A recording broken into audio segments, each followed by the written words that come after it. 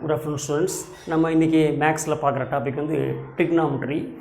அதில் வந்து sign cos tan use பண்ணி நம்ம ரேஷியோஸ் பார்க்க போகிறோம்.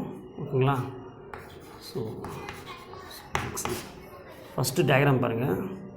ஸோ இதுதான் ஒரு ட்ரையாங்கிள். இது வந்து ஒரு ட்ரையாங்கிள். இந்த ட்ரையாங்கிளில் ஓகேங்களா? ஸோ இது ஏ, இது பி, இது சி. இந்த ட்ரையாங்கிளில் இந்த ஆங்கிள் வந்து தீட்டா. ஸோ அப்போ இது பார்த்தீங்கன்னா இந்த சைடுக்கு வந்து ஆக்சுவலாக எப்படி இருக்குது, 90 டிகிரி இருக்கா? அதான் ஏபி வந்து ஏசிக்கு எப்படி இருக்குங்க, 90 டிகிரி இருக்குது. ஓகேங்களா? இப்போ இதில் வந்து நம்ம என்ன பார்க்க போகிறோம், சைன் பி அப்படின்னா என்ன பார்க்க போகிறோம்.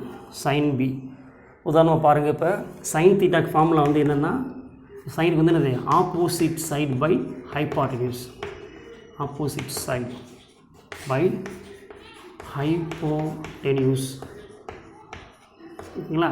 இப்போ ஆப்போசிட் சைடு அப்படின்னா என்னென்னா, இந்த ஆங்கிள் இருக்குல்ல, இந்த ஆங்கிளுக்கு ஆப்போசிட்டில் யார் இருக்கோ அதுக்கு பேர் தான் என்னது, இதுக்கு பேர் தான் ஆப்போசிட் சைடு. இதுக்கு பேர் தான் ஆப்போசிட் சைடு. ஓகேங்களா? சரி, அதே மாதிரி பார்த்தீங்கன்னா ஹைப்போடெனியூஸ்னால் ஒன்றும் இல்லை, இருக்கிறதே லாங்கஸ்ட் லைன், இருக்கிறதுலே ரொம்ப லாங்கஸ்ட் லைன் எதுவோ அதான் என்னது ஹைப்போடெனியூஸ்.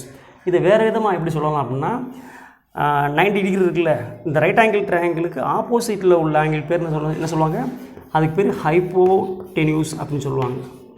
இது ரெண்டையும் நான் வச்சுக்கிட்டிங்கனாலே போதும். இந்த சைடுக்கு பேர் அட்ஜசன்ட் சைடு. அட்ஜசன்ட் சைடுனா அருகாமையில் உள்ள பக்கம் இருக்கும், அட்ஜசன்ட் சைடு. ஓகேங்களா? ஸோ இதுக்கு இப்போ தமிழுக்கு பேர் கர்ணம் அப்படின்வாங்க. இங்கிலீஷில் இதுக்கு பேர் ஆப்போசிட் சைடுக்கு எதிர்பக்கம் அப்படின்வாங்க, எதிர்பக்கம். இதுக்கு பேர் அடுத்துள்ள பக்கம்னு தமிழ் சொல்லுவாங்க, அடுத்துள்ள பக்கம். ட்ரிக்னாமெட்ரி ஈஸி தான் ஆக்சுவலாக, நீங்கள் ஃபார்முலா தெரிஞ்சாலே போதும். ஸோ இப்போ இதில் வந்து பார்த்திங்கன்னா ஆப்போசிட்டில் யார் இருக்கா அப்படின்னா ஏசி. ஆப்போசிட்டில் யார் இருக்கா, ஏசி. பை ஹைப்போடெனியூஸ் யார் இருக்கா, பிசி. இவ்வளோ தான்.